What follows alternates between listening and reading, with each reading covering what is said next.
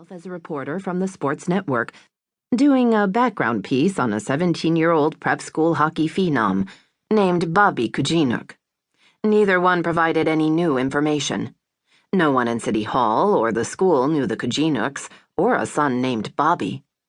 When she was finished, she took a cab to the neighborhood where the Kungenooks lived prior to their deaths in 2000. Lauren went house to house knocking on doors asking about their deceased neighbors. The doors closed quickly, in most cases before Lauren was finished asking questions. No one knew anything. No one could help. When she got back to the inn at 4 p.m., two men were leaning against an old Ford pickup truck at the curb by the entrance. They looked like father and son. They wore matching parkas and fur hats. The younger one looked to be in his mid-20s, the older one closer to 50. He introduced himself as Robert Stelmach. His son shared the same name. "I'm told you're looking for me," Robert Sr. said. "Who told you that?" "Mayor Schroeder." "Funny, he didn't mention you." "And Principal Coffey at the elementary school. You met with her after you left the mayor's office." "She didn't mention you either." "I'm sure they didn't want to volunteer me." "To do what?" "Help a stranger from the lower 48. "I'm guessing that's me." "You're the only one in town." "How can you help me?" "My wife and I were best friends with the Kungenooks." "Holy crap. I mean, that's incredible. Do you have a minute to talk now?" It was her first break. Their son had come to New York from nowhere, beaten the NHL's fastest skater in a race, and lit up the record books at Fordham Prep.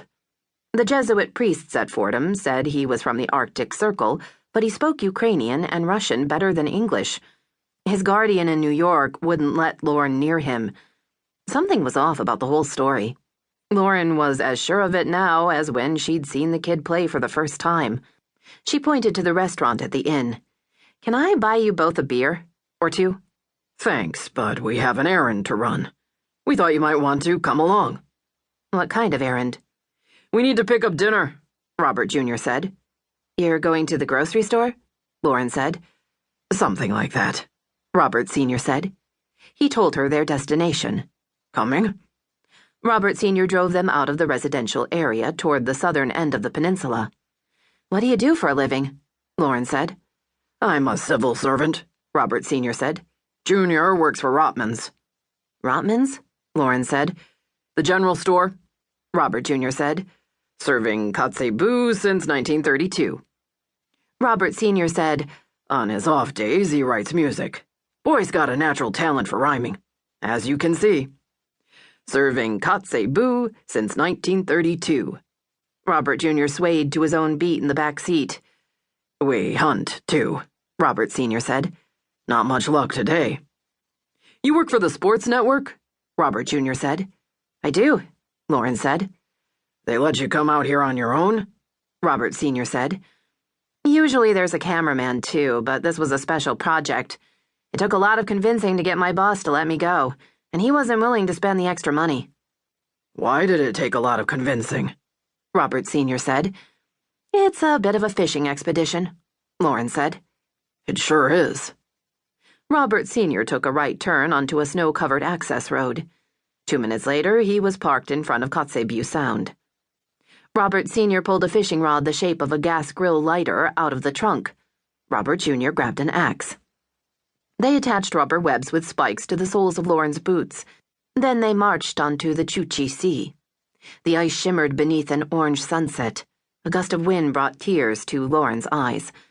After 100 yards, they stopped walking. Lauren looked around. They were so far south, the fishermen along the northern shore looked like ants circling their holes. She was alone.